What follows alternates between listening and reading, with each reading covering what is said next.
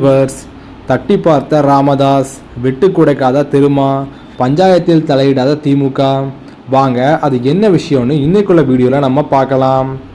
தமிழக சட்டமன்ற தேர்தல் 2026 நெருங்கி வரும் நிலையில் திமுக தலைமையிலான கூட்டணியில் புதிய குழப்பம் ஒன்று உருவாகியுள்ளது. குறிப்பாக ராமதாஸ் பாட்டாளி மக்கள் கட்சி திமுக கூட்டணியில் இணைவதற்கான வாய்ப்பு குறித்து பேச்சுக்கள் தீவிரமாகி வரும் நேரத்தில் விடுதலை சிறுத்தை கட்சி தலைவர் திருமாவளவன் எடுத்துள்ள கடுமையான நிலைப்பாடு அரசியல் வட்டாரங்களில் பெரும் விவாதத்தை ஏற்படுத்தியுள்ளது.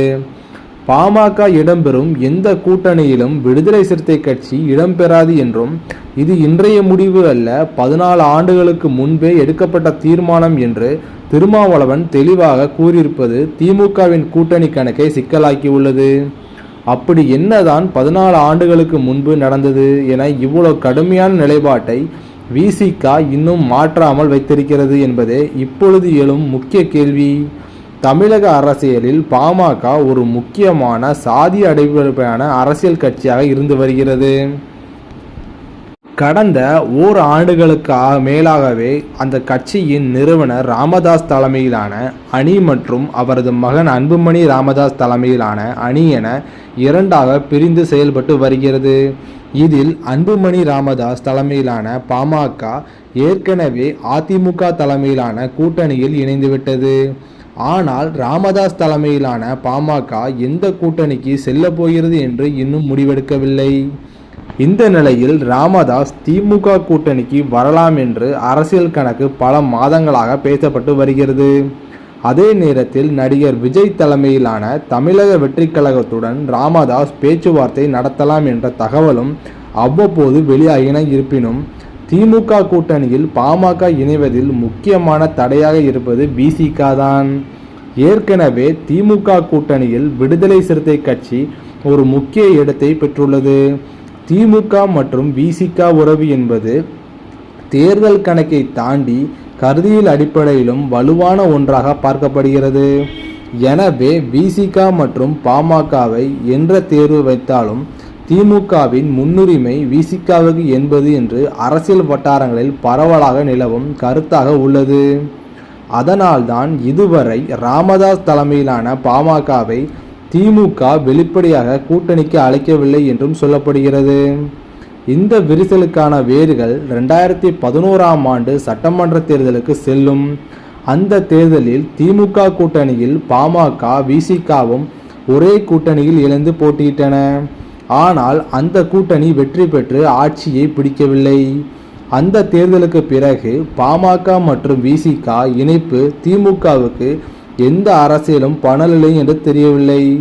திமுக தரப்பில் மட்டுமல்லாமல் அரசியலில் ஆய்வாளர்களிடையே பரவலாக பேசப்பட்டது. இதன் தொடர்ச்சியாக பாமக மற்றும் விசிக இடையே கருத்து மோதல்கள் தீவிரமடைந்துள்ளன. 2012 தருமபுரி கலவரம், 2013ஆம் ஆண்டு மார்கோணம் கலவரம் போன்ற சம்பவங்களில் இரு கட்சிகள் இடையே உறவு முற்றிலும் பதற்றத்தை செய்யப்பட்டன. வன்னியர் சமூகத்தை சேர்ந்த ஒரு கட்சியாக பாமகவும் தலித் மக்களின் அரசியல் குரலாக விசிகவும் நேரடியாக மோதும் நிலை உருவானது. இதற்கு முன்பு வரை ராமதாசும் திருமாவளவனும் தமிழ் மொழி, ஈழப்பிரச்சனை, சமூக நீதி போன்ற பல விஷயங்களில் ஒரே மேடையில் குரல் கொடுத்தவர்கள். ஆனால் 2011ஆம் ஆண்டுக்கு பிறகு அவர்கள் அரசியல் ரீதியாக எதிரியாக உருவாகியுள்ளனர். அதன் பின்னர் நடந்த எந்த நாடாளுமன்ற தேர்தலிலும் சட்டமன்ற தேர்தலிலும் பாமகவும் விசிகவும் ஒரே கூட்டணியில் இடம்பெறவில்லை. இந்த பின்னணியால் தான் பாமக இருக்கும் கூட்டணியில் விசிக இருக்காது என்று திருமாவளவனின் உறுதியான நிலைப்பாடு உருவானது. கடந்த ஆண்டு பாமகவில் உட்பிளவு ஏற்பட்ட போது ராமதாசுக்கு ஆதரவாக திருமாவளவன் கருத்து தெரிவித்தாலும் அது கூட்டணி அரசியலுக்கு பெரிதும் என்பதையும் அவர் எதிர்பார்க்கவில்லை.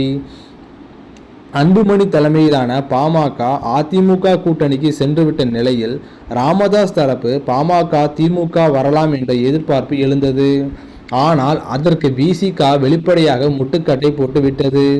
பாமகவை கூட்டணியில் சேர்க்க வேண்டும் வேண்டாமா என்பதை திமுக தான் முடிவு செய்ய வேண்டும் என்று திருமாவளவன் கூறினாலும் அவரது நிலைப்பாடு திமுகவுக்கு கடும் அழுத்தமாக பார்க்கப்படுகிறது.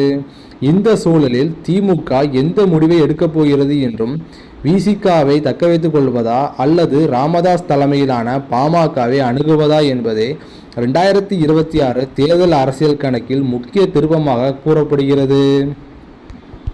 ஓகே வியூவர்ஸ், 2026 சட்டமன்ற தேர்தலில் டாக்டர் ராமதாஸ் அவர்கள் யாருடன் கூட்டணி அமைப்பான்ற உங்களோட கருத்துக்களை கீழே உள்ள கமெண்ட் பாக்ஸில் கமெண்ட் பண்ணுங்கள். இந்த வீடியோ பிடிச்சிச்சுன்னா லைக் பண்ணுங்கள், ஷேர் பண்ணுங்கள், மறக்காமல் நம்ம சேனலை சப்ஸ்கிரைப் பண்ணுங்கள்.